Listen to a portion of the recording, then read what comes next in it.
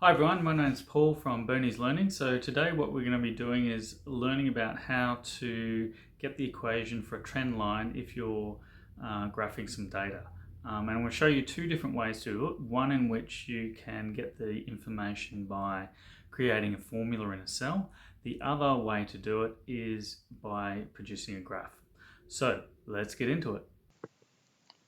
The first method that I'm going to show you on how to produce a trend line will be one in which we can produce a formula within a cell that's going to produce the calculation, which we've already got up on the screen at the moment.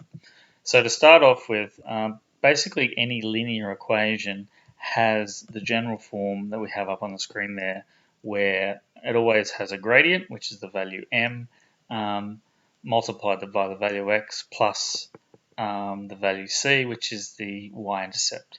Now, to create this formula here, Excel has a couple of functions that we can use, one of which is slope, and it gives you the gradient. So and it's a pretty simple formula. So if we select our y values and then our x values, it will give us the gradient, which I gave a nice simple number of 2 in this particular case. And the second part of the equation is the intercept, which is structured in exactly the same way, where you've got to put in your y values and then your x values, and that will give you your value for your intercept. And it is pretty straightforward. However, you'll see that the equation that I've ended up with is a little bit complex. And the reason for that is a few things. So firstly is that when we put in an extra number, we'll put something in that's not within the trend so that we change the value substantially. And what you see is that it produces very long numbers because it's an inexact value. So what we need to do to structure the formula to be able to produce this in a cell is we go through step by step. What we've done is we have just our y value at the front, which is just y equals, and then we need to get our gradient. Now, a gradient, I've used exactly the same formula that we did just before, but in order to limit the number of decimal places to make it a little bit neat, I've had to round it. So I've put all of that within a rounding function, and then I've set 2 decimal places. And you have exactly the same issue with the intercept values over here. We've done exactly the same thing because we have exactly the same problem.